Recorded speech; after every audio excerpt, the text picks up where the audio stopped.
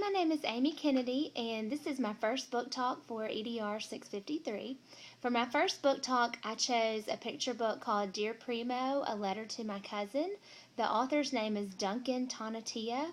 This is the front cover of the book, so you'll know what it looks like. And this is a sweet picture book about two little boys who are cousins.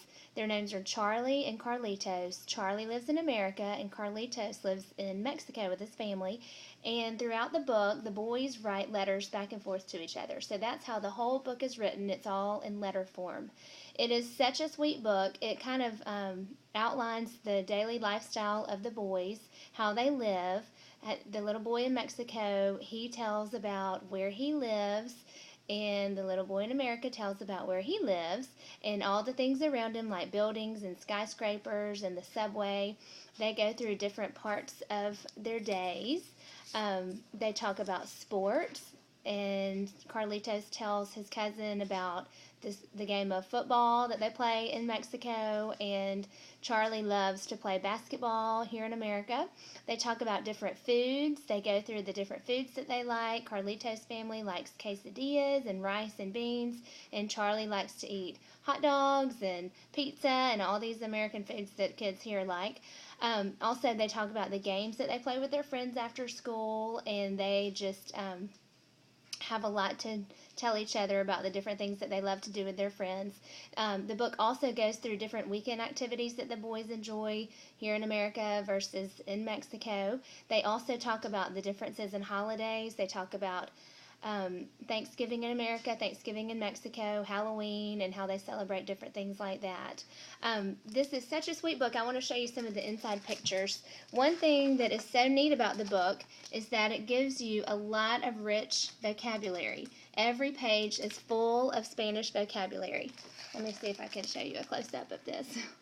But when the boys write letters back and forth to each other, they use the Spanish vocabulary words, and so you can really get a good feel for all the words, especially for kids who are not familiar with the Spanish words. But it just goes back and forth with their letter writing, and you get a whole lot of information about the lifestyle of Mexico, and then versus, of course, the lifestyle of America.